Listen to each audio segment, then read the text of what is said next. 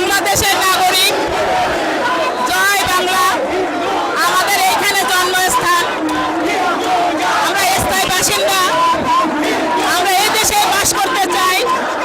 কেন বারবার কোনো কিছু হামলা আসলে আমাদের সাধারণ সংখ্যালঘুদের উপর আক্রান্ত করে, প্রতিবারেই সংঘাত করে, বাড়িঘর অগ্নিসংযোগ করে, মন্দির জ্বালিয়ে পুড়ে শেষ করে দেয়, ভাঙিয়ে দেয়।